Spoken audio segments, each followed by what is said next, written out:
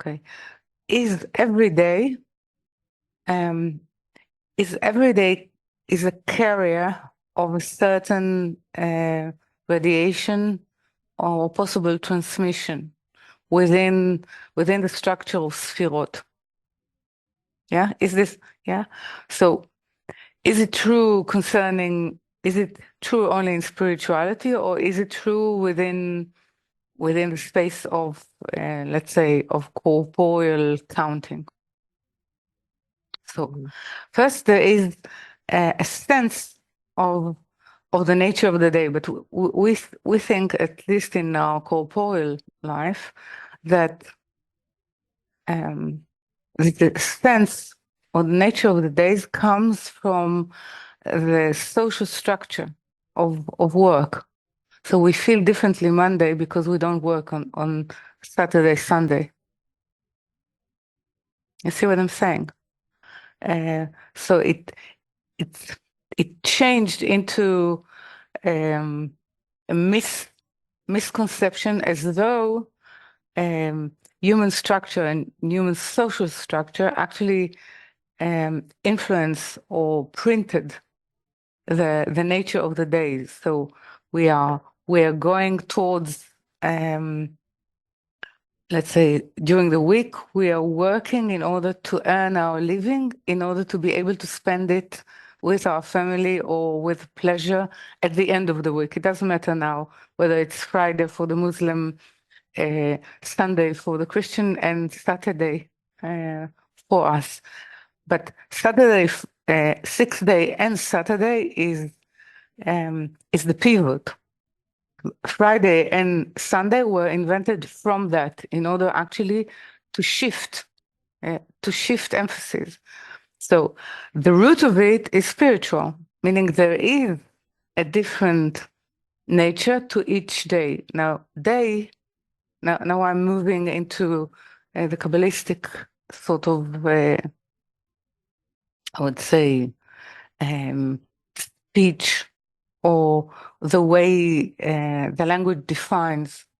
Okay, the language defines the essence of it. So definitely, we're meeting the connection of place and time within this this portion of Vayakhel. Meaning, what actually the question is, what can form the possibility of the spiritual light to actually bestow and change people, is the work that will constitute a place within time, when constitute a place for shared habitat with the higher. How it will happen? It will happen in time, meaning in the process of reforming. So it means that each day, each illumination, there is will carry a different nature.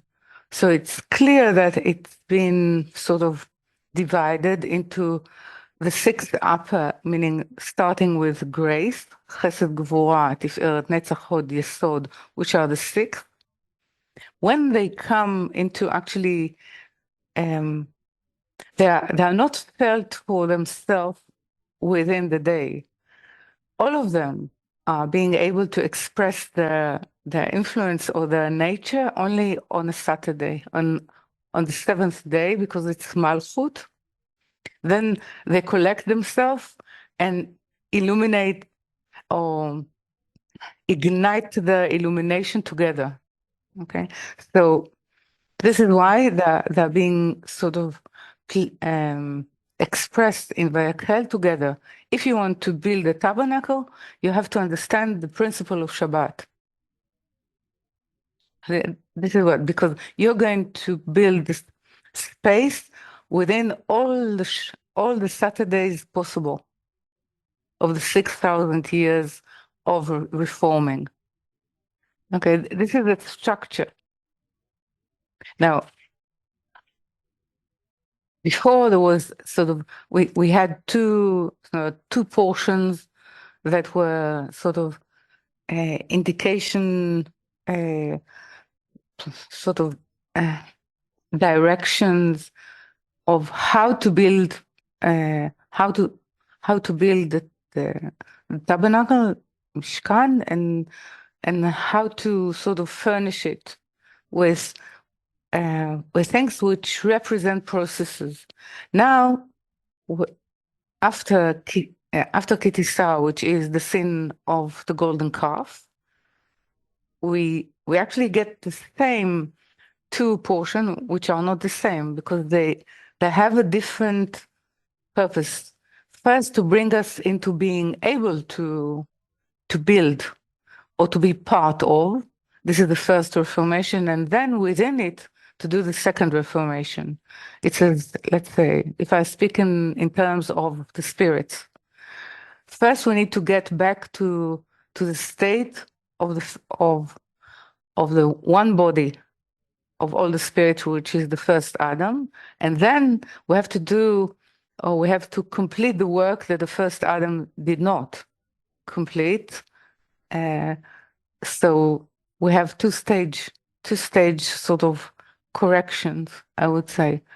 And this is what those, let's say, portions express. So they express the relationship between days, which is illumination, which has the way they collect themselves unto themselves. It's called years, and how they get into the level of wisdom is called 1,000 years. So 6,000 years actually speaks about how we collect all the light in order to that it will shine in a collective way on the Saturday, which is the 7,000, which was the Saturday of God, and now it becomes a shared Saturday between the human and the Creator, and they move together into a different state, which is called the 8,000. Okay, so this is actually what it describes. So what the reshimu, or the impression that we have on each day, is you can see that even in study, not to mention the different sense of each day, but in study there is a different sense of studying on Monday or studying on Wednesday. There's a different sense of the study and different emphasis, different possibilities. So we don't give it sort of a title of the name of Sphira, yeah. But there is within the nature of, let's say, a Monday. From the beginning it was a day of struggle, because it's a day where the conflict between the left and the right appears. So when there is this conflict, there is no we do not exclaim it with "it was a good day." Only in the third day, because we sort of overcome the conflict of Monday, which is paramount, and we cannot move without it, without seeing actually the conflict and asking for the light of the third day to sort of to clarify or define a new purpose for us so they can join. Okay, so it seems that, and the first day is the day that we start with the light that we can draw from the Saturday. So let it be light, it's the light that already been on Saturday. So we start to sort of to collect it in order to draw it in order to be able to form it into the work that will prepare us for the next Saturday. So it's a will, yeah, a will of change. Yeah, this is the day. So they carry different possibilities. Yes, it's not that we can actually define it, by its title, but there is a sense that if you sort of accustom yourself to the changes within the study, you start to feel it. You start to be able to sense the difference between the study that happens each day. Yeah, this is why it is important to, I'm saying it's important to follow it, because if you don't follow the study, even if you are not able to attend it uh, on time, when it happens live, it's important to follow it, because then you follow the pace. There's a pacemaker that you are able to connect to, even if you listen to it later. But you are uh, on the same frequency, I would say. Yeah. You just it's been recorded. It has a sense of not happening now, but preparing me better for the next time that I'll be able to attend. Okay, so And it it's changes week by week. mm, it's it's day by day, week by week, month by month, year by year. Yeah. So it's this is the regulation of our life actually becomes the pace, or the heartbeat of the study becomes the way we sort of experience our life.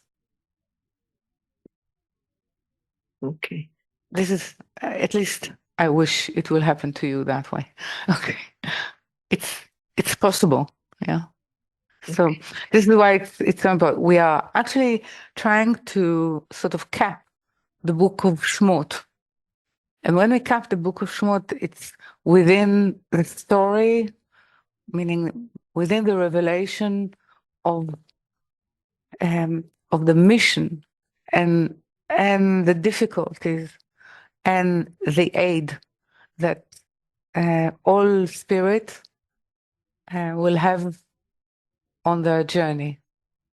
So it's creation, which is the first book of Bereshit, and second book of Bereshit, which is Shmot, which we are capping now, is actually what kind of space within time, within spirituality, we can actually complete the will of the Creator within creation.